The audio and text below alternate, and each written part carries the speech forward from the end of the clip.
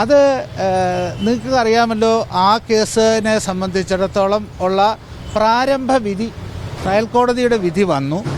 ആ വിധി വന്നതിന് ശേഷം അതൊരു അന്തിമ വിധിയാണ് എന്നുള്ള രീതിയിൽ പല വ്യാഖ്യാനങ്ങളും പുറത്തുനിന്ന് എട്ടാം പ്രതിയുടെ അനുകൂലികളെന്ന് പറയുന്ന ആളുകളിൽ നിന്ന് നിരന്തരം വന്നുകൊണ്ടിരിക്കുകയാണ്. അതുമാത്രവുമല്ല, ആ കേസിൽ അതിജീവിതയെ അങ്ങേയറ്റം സൈബർ ആക്രമണത്തിന് വിധേയമാക്കുന്ന രീതിയിലുള്ള നടപടികൾ ഉണ്ടാകുന്നുണ്ട്. അതിന് പോലീസ് കേസ് രജിസ്റ്റർ ചെയ്തിട്ടുണ്ട്. അത് ശക്തമായി അന്വേഷിക്കും. നിങ്ങൾ ആദ്യം മനസ്സിലാക്കാനുള്ളത്, ഈ വിധി അന്തിമമല്ല. ഈ വിധിയിലെ പോരായ്മകളെക്കുറിച്ചോ ഈ വിധിയിലുണ്ടായിട്ടുള്ള ബാക്കി കാര്യങ്ങളെക്കുറിച്ചോ ഒന്നും തന്നെ ഈ സമയത്ത് ഒരു പൊതുവേദിയിൽ പറയുവാൻ ഒരു സ്പെഷ്യൽ പ്രോസിക്യൂട്ടർ എന്നുള്ള രീതിയിൽ എനിക്ക് സാധ്യമല്ല. പക്ഷേ ഒരു കാര്യം ഞാൻ പറയാം.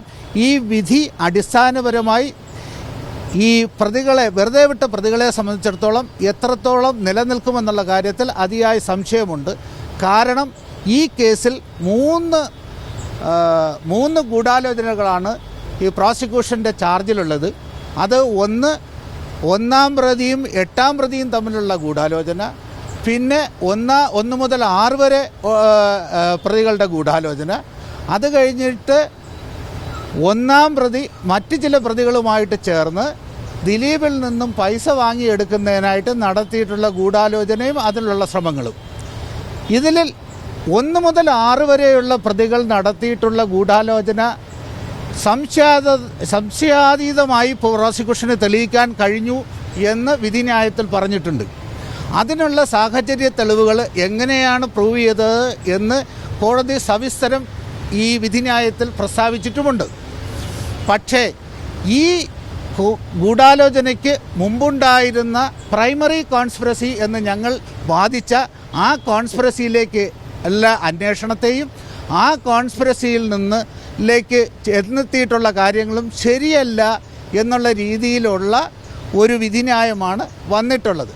ആ വിധി എത്രത്തോളം ശരിയാണ് എന്ന് മേൽക്കോടതികളാണ്, അപ്പീൽ കോടതിയാണ് തീരുമാനിക്കേണ്ടത്.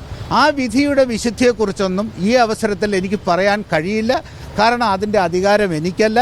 അത് നിശ്ചയിക്കേണ്ടത് അപ്പീൽ കോടതികളാണ്. അതുപോലെ തന്നെ പൾസർ സുനി ദിലീപിൽ നിന്നും കാശ് വാങ്ങിയെടുക്കാൻ ശ്രമിച്ചു എന്നുള്ള ഗൂഢാലോചന വരുന്ന ഭാഗത്ത് 1-ാം പ്രതിയെയും 9-ാം പ്രതിയെയും വെറുതെ വിട്ടിരിക്കുകയാണ്. അവരുടെ കുറ്റം തെളിയിച്ചിട്ടില്ല എന്നാണ് പറയുന്നത്. അത് വളരെ അത്ഭുതപ്പെടുത്തുന്ന ഒരു വിധിയാണ്. കാരണമെന്ന് പറഞ്ഞാൽ ദിലീപ് സമൂഹത്തിൽ പറഞ്ഞതും പോലീസുകാർക്ക് കംപ്ലൈൻറ്റ് കൊടുത്തതും പോലും പൾസർ സുനിയും സംഘവും എന്നെ ഭീഷണിപ്പെടുത്തി പൈസ വാങ്ങിക്കാൻ ശ്രമിക്കുന്നുവെന്നാണ്. അതായത് വാലും തലയിലും ഉണ്ടായിരുന്ന 2 കോൺസ്പിറസികൾ വെട്ടിമാറ്റി നടുക്കുള്ള കോൺസ്പിറസിക്ക് മാത്രമാണ് ഇപ്പോൾ കുറ്റം ഉള്ളതായി കണ്ട് 1 മുതൽ 6 വരെ പ്രതികളെ പ്രോസിക്യൂഷൻ പറഞ്ഞ മിക്കവാറും എല്ലാ മേജർ ഒഫൻസസിനും കുറ്റക്കാരായി കണ്ട് അവരെ ശിക്ഷിക്കപ്പെട്ടിട്ടുള്ളത്. പിന്നെ ഇതിൻ്റെ അകത്ത് കൊടുത്ത ശിക്ഷയെക്കുറിച്ച് പ്രോസിക്യൂഷന് മേൽക്കോടതിയിൽ അപ്പീൽ കൊടുക്കാൻ ഉദ്ദേശമുണ്ട്. കാരണം അത് തെറ്റായ സന്ദേശം നൽകുന്ന ഒരു ശിക്ഷയാണ്.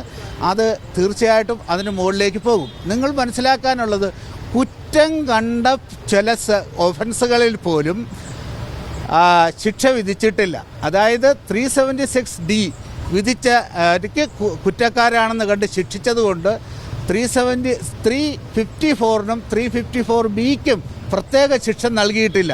അങ്ങനെ ഒരു റിഡക്ഷൻ നൽകാൻ, അതായത് സാരി വാങ്ങിച്ചാൽ പാവാട ഫ്രീ എന്ന് പറയുന്ന രീതിയിൽ ഉള്ള ഒരു വിധി, ഒരു ശിക്ഷാവിധിക്ക് എത്രത്തോളം സാധ്യതയുണ്ട് എന്നുള്ളത് നിങ്ങൾ ഇനി അപ്പീൽ കോടതിയുടെ വിധി വരെ കാത്തിരിക്കേണ്ടി വരും. അപ്പീൽ എത്രയും പെട്ടെന്ന് കൊടുക്കും. ഈ വിധി വന്നോടൻ തന്നെ വിധിയെ മഹത്വവൽക്കരിച്ച് വന്നിട്ടുള്ള ആളുകൾ വിധിന്യായം മുഴുവൻ വായിച്ചിട്ട് പറയുന്നു എന്ന് പറയുന്നത് എന്നെ സംബന്ധിച്ചിടത്തോളം വിശ്വസിക്കാൻ കഴിയാത്ത കാര്യമാണ്. കാര്യം 1709 പേജുകളോളമുള്ള വിധിന്യായത്തിൽ അതിൻ്റെ പല കാര്യങ്ങളും പ്രോസിക്യൂഷൻ ഹാജരാക്കിയിട്ടുള്ള തെളിവുകൾ എന്താണെന്നോ അതിൽ എത്രത്തോളം തെളിവുകൾ എടുത്തോ എന്നോ വിശദമായി പല സ്ഥലത്തും ഇത് വായിച്ചു നോക്കിയാൽ മനസ്സിലാകില്ല. കാരണം ഈ പല രീതിയിലും പ്രോസിക്യൂഷൻ ഹാജരാക്കിയുള്ള എവിഡൻസ് ദുർവ്യാഖ്യാനം ചെയ്തിട്ടുണ്ട്, അത് തെറ്റായി റീഡ് ചെയ്തിട്ടുണ്ട്, അതിൽ ഗുരുതരമായ ചില വീഴ്ചകൾ വന്നിട്ടുണ്ട്, ചില തെളിവുകൾ കാണാതെ പോയിട്ടുണ്ട്. അങ്ങനെയൊക്കെ ഉള്ള കാര്യങ്ങൾ പൊതുമധ്യത്തിലല്ല പറയേണ്ടത്, ഞങ്ങൾ പറയേണ്ടത് അപ്പീൽ കോടതികളാണ്. അവിടെ വിശദമായി ഈ കാര്യങ്ങൾ എല്ലാം തന്നെ പറയുകയും അതിനുള്ള പരിഹാരം തേടാൻ ശ്രമിക്കുകയും ചെയ്യും.